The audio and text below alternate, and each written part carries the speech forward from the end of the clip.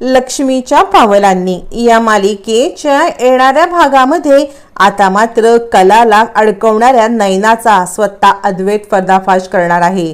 म्हणजे आता ज्या पद्धतीमध्ये नैना खोटं बोलत असते त्यामुळे जेव्हा सत्य उघडकीला येईल तेव्हा आता तिच्याच बाजूने विन विन सिच्युएशन असणार असते। म्हणजे सत्य उघडकीला नाही आलं तर आपलं लग्न होऊन राहुल धडा शिकवायचा, सत्य उघडकीला आलं तर कलावरती सगळा आरोप टाकून आपण नामानिराळ राहायचं, हा तिचा प्लॅन असतो। आणि त्या प्लॅनला आता मात्र अद्वैत बगल देणार असतो, कारण अद्वैतला कलाबद्दल जी खात्री वाटत असते आता मात्र त्याचा बरोबर विश्वास बसलेला असतो की कला या सगळ्यामध्ये नक्कीच सामील नसणार।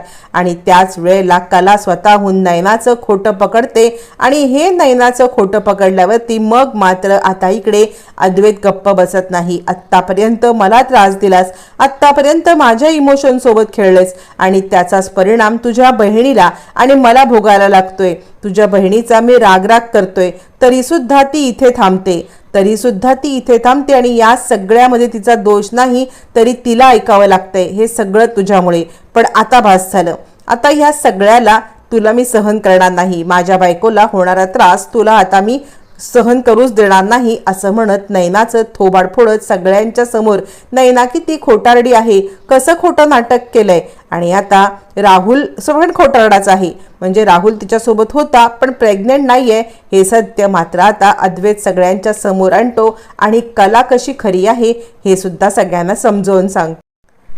आता मात्र नैनाचे रिपोर्ट करण्यासाठी अद्वैत, कला आणि आता तिघजण म्हणजे अद्वैत, कला आणि नैना हे तिघजण ज्या वेळेला हॉस्पिटलमध्ये जातात त्यावेळेला नैनाने ऑलरेडी आता मात्र इकडे सौरवला सांगून गोड गोड बोलून तुझ्याशीच लग्न करेन असं खोटं खोटं नाटक करत तिने आता सौरवला मॅनेज केलेलं असतं की काहीही कर पण माझे रिपोर्ट तू न पॉझिटिव्ह आण। पण हे अजूनपर्यंत कलाला माहिती नसतं। त्यावरती नैना सांगत असते, हे बघ मला या सगळ्यामध्ये अडकवलंस ना तर खरंच मी माझा जीव घेईन, जर काही सिद्ध झालं ना तर मात्र तुला मी सोडणार नाही आणि तुझ्या नावाची चिठ्ठी लिहूनच मी जीव देईन। यावरती नैनाला कला म्हणते, अगं का तू असं बोलतेस नैनाताई, म्हणजे मी तुझ्या विरुद्ध नाहीये, तुला न्याय मिळवून देण्यासाठीच मी हे सगळं करते, त्यामुळे तू स्वतःला एकटी समजू नकोस, अद्वैत आणि मी तुझ्या पाठीशी उभे राहूत। यावरती मात्र आता नैना चिडते आणि कुणी माझ्या पाठीशी काही उभरायची गरज नाहीये, मला माझं भलंबुरं सगळं समजतं, तू मला काहीही सांगू नकोस असं म्हणत आता मात्र डॉक्टरांकडे जाते। फायनली डॉक्टरांकडे गेल्यावरती आता सौरवने खोटे रिपोर्ट तर दिलेले असतात पण त्याच वेळेला सौरव नैनाला ते सर्टिफिकेट देतो आणि पुढे तिला सांगतो, हे बघ तू हे जे काही खोटं करतेस ना या सगळ्यामध्ये आपण अडकू। त्यावरती नैना म्हणते, सौरव तू काळजी करू नकोस, हे सर्टिफिकेट दाखवून मी न त्याच्यासोबत लग्न करेन आणि थोड्याच दिवसात त्याला डिवोर्स देईन, त्याला धडा शिकवेन, आपण लग्न करायचंच आहे, तू कशाला काळजी करतोयस। सौरव तिच्याशी हे बोलत असताना अद्वैत मात्र या दोघांचा पाठलाग करत असतो। अद्वैत दोघांचा पाठलाग करतोय हे या दोघांना माहीत नसतं। त्यावरती सौरव म्हणतो, म्हणजे तुझ्या नैना तू तुझ्या कलाला बहिणीला समजवलेस का, तिला सांगितलंस का या सगळ्याबद्दल। यावरती मग मात्र आता इकडे नैना सांगते, नाही तिला यातलं काही माहीत नाहीये, तिला यातलं खरंच काही माहीत नाही आणि तिला तू पण सांगू नको, ती ना सत्यवादी आहे, जर तिला सगळं खरं समजलं तर ती ना आपलं हे लग्न होऊच देणार नाही। तुला कळतंय का, ती न काय करेल माहितीये का, ती आडकाठी आणेल आणि आपलं पण लग्न होऊ देणार नाही, माझं पण लग्न होऊ देणार नाही, ती खूप बोर आहे, तू तिचा नको विचार करूस, तिला काही माहीत नाहीये। हां पण जर मी ह्यात अडकले तर मी चांदेकरांना सांगणार आहे की तिचा हात होता। आता या दोघांना माहीत नसतं, अद्वैत सगळं ऐकत असतो। मग रागारागात अद्वैत तिकडे येतो आणि नैना मी तुझं सगळं बोलणं ऐकलंय, म्हणजे तू प्रेग्नेंट नाही आहेस, किती खोटारडी आहेस ग, आणि या सगळ्यामध्ये प्रत्येक नात्याला फसवतेस, तू न प्रत्येक नात्याचा अपमान करतेस आणि तुझ्या बहिणीला अडकवण्याचा प्रयत्न करतेस। इतक्यात तिथे मागून आता कला पण येते। कला म्हणते, काय झालं। अद्वैत म्हणतो, नैना ही प्रेग्नेंट नाहीये, बघ ही काय सांगत होती। मग सौरव सांगतो, हो म्हणजे हिने मला म्हणजे साखरपुड्यालाच सांगितलं होतं की तू सांग म्हणून की मी प्रेग्नेंट आहे, म्हणून मी साखरपुड्याला सांगितलं आणि ही चक्कर येण्याची ऍक्टिंग केली होती। आता मात्र कलाला स्वतःच्या कानावरतीच विश्वास बसत नाही आणि ती विचार करते, काय आहे हे सगळं, नैनाताई, अगं काय केलंस हे तू सगळं? यावरती अद्वैत म्हणतो, इतकंच नाही, तुला पुढचं ऐकायचं आहे का? पुढची गोष्ट सुद्धा ऐक. म्हणजे ह्या मुलीने तुला अडकवण्यासाठी जो प्लॅन केलाय ना, तो सुद्धा भंगार आहे. हिने तुला अडकवण्यासाठी हा प्लॅन केलाय, पण आता मी अडकणार नाही. म्हणजे या सगळ्यामध्ये तुझ्यामुळे कलावरती मी अनेकदा चिडलोय, पण आत्ता नाही.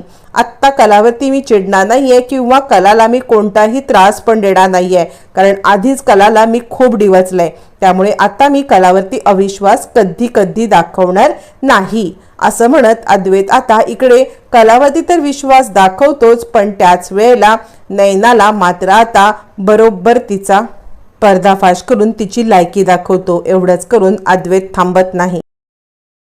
सगळ्यांच्या समोर सुद्धा हे सत्य आणतो आणि कलाला खूप मोठ्या भयानक गंभीर आरोपापासून वाचवतो. त्यावरती कला चिडते आणि नैनाताई, आज तुझं रूप बघून माझी शर्मेनी मान खाली गेली. तू अद्वैतला फसवलंस. त्याने तुझ्यावरती नितांत प्रेम केलं होतं, मी स्वतःच्या डोळ्यांनी पाहिलेलं आहे. पण या प्रेमाची नैनाताई तुला कधीच कदर नव्हती. तू त्याला दरवेळेला तू त्रास दिलास, दरवेळेला त्याला तू तोंड घाशी पाडलंस. आज पण तुझ्यासाठी तो पाठीशी उभा राहिला होता आणि घरच्यांच्या विरोधात जायला निघाला होता की राहुल लग्न करेल, पण आज पण तू हरलीस. तुला न खऱ्या प्रेमाचा अर्थ कधी कळला नाही. तू खरंच अद्वैतच्या प्रेमाच्या लायकीचीच नव्हतीस. सरोज म्हणते, तू नको सांगूस कोणाची लायकी काय येते, तू पण या सगळ्यात सामील आहेस. तितक्या तिथे संगीता येते आणि नाही हो, या सगळ्याबद्दल माझ्या आता कलाला काही माहीत नाही. सरोज विचार करते, चला सुंठी वाचून खोकला गेला. त्यावरती मग मात्र कला म्हणते, नैनाताई, आज तू मला हरवलंस. अद्वैत म्हणतो, नाही कला, तू नाही हरलीस, कारण या सगळ्यामध्ये तुझा दोष काय आहे? तुझा दोष इतकाच आहे की तू सगळ्यांच्या चांगल्याचा विचार केलास. पण मला माहिती आहे या सगळ्यात तुझा हात नव्हता. मी सौरवचं आणि नैनाचं बोलणं ऐकलंय. ती सांगत होती की जर कलाला हे समजलं तर ती या लग्नाला विरोध करेल, ती आपली साथ देणार नाही. कला, माझा तुझ्यावरती विश्वास आहे. एकदा तुझ्यावरती अविश्वास दाखवून मी खूप मोठी चूक केले, पण आत्ता नाही. आत्ता तुझ्यावरती अविश्वास दाखवण्याची चूक मी करणार नाही. खरंच कला तू ग्रेट आहेस आणि नैना तुला सोडणार नाही. तू कलाची माफी माग. पण नैना काही माफी मागायला तयार नसते आणि ती सांगत असते, तुम्ही सगळ्यांनी मिळून माझं आयुष्य बर्बाद केलं. कला म्हणते, आम्ही तुझं आयुष्य बर्बाद केलं. अद्वैत म्हणतो, तू आमचं आयुष्य बर्बाद केलं. इतकं म्हणून थांबत नाही अद्वैत. आता सणकण एक नैनाच्या थोबाडीत देतो. संगीता नैनाच्या थोबाडीत देते आणि बाद झालं. जेवढं शेण खाल्लंस ना तेवढं शेण खाल्लेलं बाद झालं. अजून आपल्या बहिणीचा संसार किती उद्ध्वस्त करशील? अगं लाज वाटते मला तुला मुलगी म्हणायला. असं म्हणत संगीता आता मात्र नैनाचं थोबाड फोडते आणि तिला तिकडून घेऊन जाते. फायनली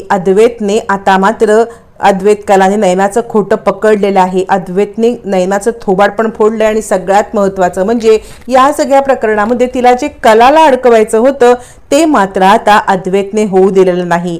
एक ठामपणे नवरा बनत त्याने आता कलाची पाठराखण केलेली असते. कोणत्याही बाबतीत कलाला त्रास होणार नाही याची तो आता काळजी घेत असतो. कलावरती कोणताही खोटा आरोप होणार नाही याची तो काळजी घेत असतो. आणि या सगळ्यामध्ये अद्वैत आता कलाच्या प्रेमात पडायला लागलेला असतो. आता या दोघांची लव्ह स्टोरी जोमात कशी सुरू होणार आणि अद्वैतने जे पाऊल उचलले कलासाठी ते तुम्हाला कसं वाटलं कमेंट करून नक्की कळवा.